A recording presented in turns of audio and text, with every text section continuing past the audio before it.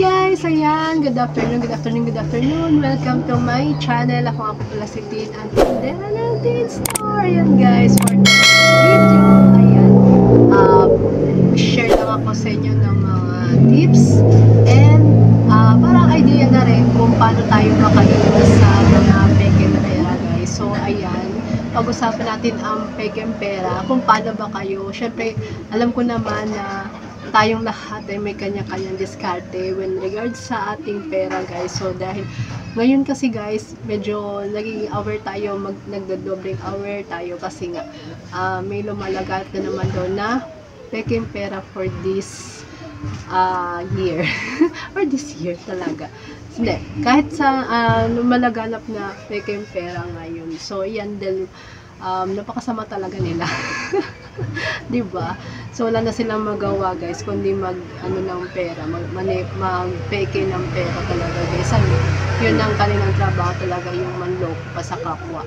So anyways, wala tayong magagawa kundi maging aware na lang tayo sa ating mga customer, kasi naman yung magbibigay sa atin ng mga pera, ganyan. Kailangan tayo ay talagang masiyasat sa ating pera. So, ayan, bago muna tayo pumunta doon, syempre babatiin ko muna ang aking mga YTA family at syempre sa aking mga beautiful members, ayan, na nagstay lang dyan sa akin, na sumusupport sa akin always. At syempre, sa aking mga subscriber at sa aking mga darating pang subscriber, ayan, Tin Store Vlogs po, ayan, pakihit nyo na rin po ang notification bell para updated po kayo sa aking mga videos na gagawin guys.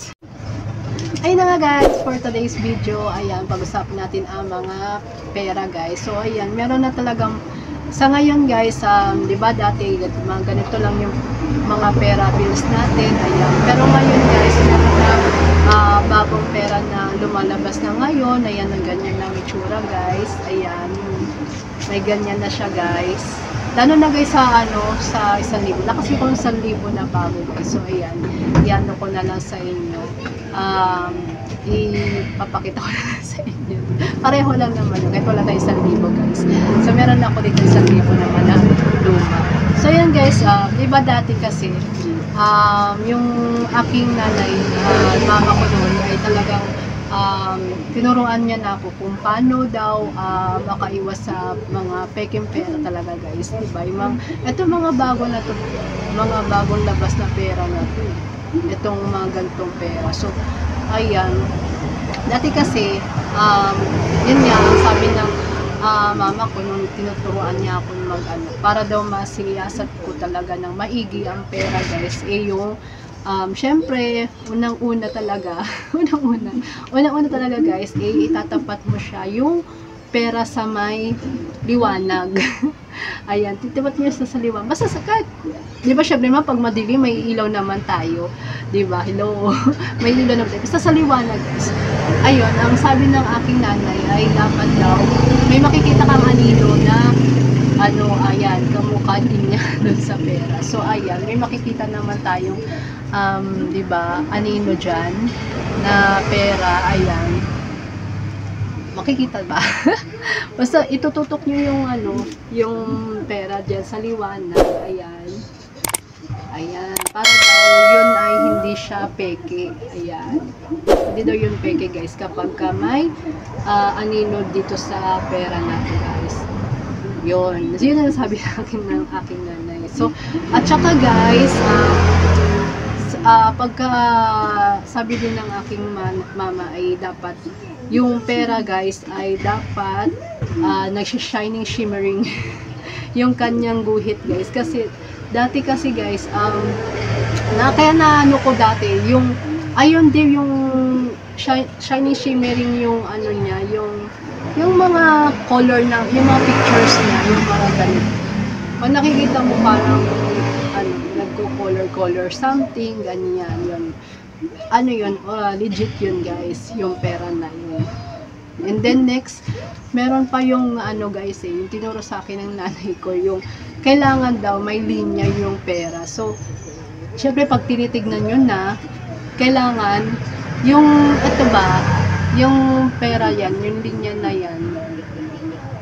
na yan, guys, ay dapat nakikita talaga guys na merong linya sa loob. Actually guys, kaya minsan nade-detect ay may nabili guys. So yun, dati ayun na nga, pagka daw nakikita na ano, may linya, yung linya guys, ayan. Kung nakikita niyo yung linya guys daw, ayan, yung may linya na ganyan, lalo sa mga small bill guys, ayan. Kikita yung mga linya guys, ayan.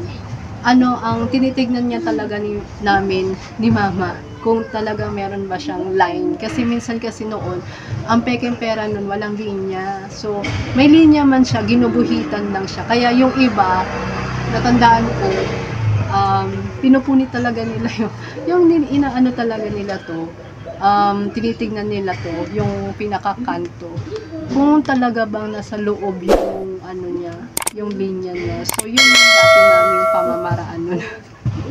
So kami naman, ginagawa namin nga, nabubuksan nga, yung iba naman bukas na, kasi nga yun yung dati na ginagawa nun sa pera, yung paano mo siya sisiya sa atin yung pera. So yung iba nakikita ko bukas na talaga. Kasi dati kasi parang pag peke kasi, yun nga, dinodrawing na lang, ginubuhitan talaga ito guys. Itong linya na yan. Kaya natin trace na peke. So yun, pero nung tumagatagal na rin, yung nag-aral na rin ako ng college, ayan, bali yung high school, tsaka nag-aral na rin ako ng about sa pera, pinag-aralan namin about sa pera. Napag-aralan namin na kailangan din pala guys, itong mga numbers, ayan, lalo na yung dito sa taas, tsaka yung ito, makakapa mo talaga siya guys. So kailangan magaling tayong mga pa. Diba? Magkakapaan tayo guys. So ayan, kung magaling kayong magkapa, lalo na dito sa mga cereal guys, nakakapa nyo talaga siya guys. Yung mga nakaprint na letters, ayan, naka-impose talaga siya dyan guys. So parang may makakapkap talaga kayo na nag-stop yung sa kamay nyo, sa daliri nyo, parang meron talaga makakapakapa talaga guys. Ayan, yan sa 50, yan katulad, ganun din sa 100 guys, ayan, katulad sa 100, ayan. Ano nyo tong peke guys, na hindi peke guys, kung ayan, dito pa lang guys, pag ginanito nyo, parang may makakapkap talaga kayo, nakakapkap nyo yung naka-impose na ano dyan, na letter dyan guys. And then yung 100 yan, at saka yung kagaya sa 100 peso bill, tingnan nyo, parang may shiny shimmering dyan. Ayan, syempre titingnan nyo rin guys yung anino nya, kung hindi ba maliit yung tao. Kasi baka mamaya iba siya sa itsura na parang lumiit, ganun, parang magduda na kayo dun guys. Ayan, tsaka syempre yung ano niya, yung pinaka line niya, ayan, mapapansin nyo naman yan, na dapat ganyan ang itsura, hindi yung peke. Then dito rin sa 1,000, meron din ako 1,000 guys, ayan. Ay, ito naman, sa 1,000 naman guys, ayan, sa 1,000 naman guys, ayan, makakapkap nyo rin yung naka-impose na letra dito guys, ayan. And then, yung 100 pesos, ayan. Tsaka kailangan, may mga ganito sa gilid, ayan, para malaman nyo na ito peke guys. Dati may mga ganyan, may ganito. Kasi meron kasing iba na pekeng pera na walang ganyan, yung mga guhit-guhit. Tapos, ang pekeng pera guys, syempre, makakapkap nyo naman ang pekeng pera guys kapag kapeke. Kung sa ano pa lang, sa papel pa lang, talagang ano, ito parang makunat-kunat talaga na ano. Tapos sa peke parang, syempre, parang same lang siya sa coupon band. Ganun siya kalambot. Ito hindi. Oh, yan. Basta ito guys, ayan o, makakap-kap nyo yan. Dito pa lang talaga guys, sa mga, dito mas ano talaga eh, pag nakap-kap nyo. Yan. Hindi siya peke guys. Ayan. Tapos, katulad nito guys sa 1,000. Ayan, may nadagdag na ganyan na cereal. Ay, cereal ba to? O parang ano yan, mark niya, ayan. Na nag-iba-ibang color, ayan. Syempre, di ba, ganyan dapat yung original na pera. Ayan, nagko-color-color something. Pagka hindi nag-color-color yan, ay, asahan mo na yung 1,000 mo, go away na. Nalugi na kayo guys. Ayan, nalugi na kayo. Ayan, siya, dapat yan ay nagko-color-color yan. Nag-shine-shine. Ayan. At syempre, tingnan pa rin ang ang anino niya guys, kung yan o, yung anino niya guys, tingnan nyo pa rin kung 3 ba sila, baka naging 4 sila. Naging 4 sila, di ba? Baka mamaya naging 4 sila or naging iba na mukha nila guys. Tingnan nyo yung anino nila guys. Ayan, medyo yan, malalaki naman ang ano nila, no? Ang kanilang, at saka kanilang mukha. At saka guys, ayan, naka-indicate yung dito sa 1,000 guys, naka-indicate yung 1,000 na nakasulat. 1,000 yan. Yan, ito, 1,000, 1,000, 1,000. So, dito pa lang matitrace mo na kung hindi mo na siya kailangang hugutin para di ba? Hindi mo na siya hugutin pa para maging malaman mo na Japik siya. So, ito pala nakasulat na yung 1,000, 1,000, 1,000. Ayan. Tignan nyo rin guys. At saka yung dito guys, yung 1,000, di ba? O, nag-shiny shimmering splendor siya. Ayan. O, di ba?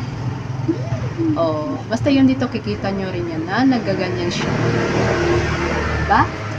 Kahit wala kayong yung money detector guys, matitrace nyo naman yan kung peke or ano yung pera. So, dati ganun talaga kasi guys, napepekean na tayo ng pera. So, dati nga, diba yung ganyan, nilulokot yung pera. Tapos pagka, bumuhaghag daw siya ng mabilis, eh, yun na, legit siya na totoo yung pera. Pero pagka, guys, yung pera ay, yung pera na yun ay hindi siya bumuhaghag, or talagang wala nang pagbabago, legit yun na Japik. Kaya yung iba natatanggap ko talaga is nakaloko talaga. Ayan, nakalukot-lukot talaga siya guys. So yun na nakakainis doon. Inaayos ko na naman. Inaayos ko siya. Ayan, lalo na di guys yan.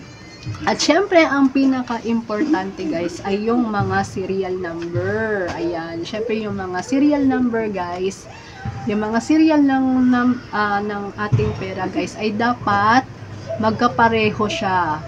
Yan. Magkapareho din siya dito guys, yung serial number nilang dalawa. So yan, pagka hindi sila nagkapareho guys, ay asahan mo na na peke yun, natural. Peke yun guys, syempre. Kailangan kung ano yung serial niya dito at saka serial niya dito ay dapat magkapareho yan para ma-proof na totoo siya. So meron na talagang ginagawa niya, magkapareho nga. Pero kailangan talaga guys ay hindi lang kayo kukomportable doon. Syempre kailangan masiyasat pa rin kayo sa iba pang way kung paano hindi kayo mapekean ng pera. Okay? Lalo na dito guys sa 1,000 guys. So my G, kailangan talaga guys ay maging alerto kayo sa 1,000 guys. Yan. Tinatanong nyo ba guys kung hindi napekean na ba ako ng pera? So ako naman ito sa tindahan, sa awa naman ni Lord, hindi pa ako napepekean kahit yung sa anak ko. Yun nga lang kasi nakakaloka lang talaga dahil hindi lang naman ako nagbabantay kasama yung anak ko, ganyan. Kailangan talaga maging aware tayo lalo. So ayan, at yun na nga guys, yun ang aking pamamaraan dito sa aking tindahan kung wala tayong money detector guys. So yun yung mga simplest way, pero sana makatulong sa inyo yung aking binahaging ah, pag mga idea tips kung paano magkapa-kapa ng pera. 'Di ba? Then ngayon talaga guys ay ano talaga ngayon, napakahirap talaga ngayon na makakuha ka or makatanggap ka ng pera talaga. So lalo na kung mga bills na malalaki yung worth 500 or 1,000 lalo na, 'di ba? Parang nakakaloka talaga. So kailangan talaga natin siyasatin muna kung ano yung mga detalye talaga na peke at mga hindi peke. Ayan, talagang dapat double check tayo talaga ngayon dahil lumalaganap na naman sila ngayon, balita na naman. So, ayan, talagang ingat na lang tayo guys sa ating mga matatanggap na pera guys. So, double check talaga natin guys. So, yan ang aking share for today. Ayan, sana nagustuhan mo po ang aking video. Ayan, sa aking mga YTA family, thank you so much. At syempre sa aking mga members guys, thank you so much. At syempre sa aking mga subscribers at sa mga hindi pa po nakapag-subscribe sa akin, please subscribe to my YouTube channel. Ayan guys, please turn vlogs po. At pakihit po na po notification bell para updated po guys sa aking mga videos. Guys, bye bye, thank you.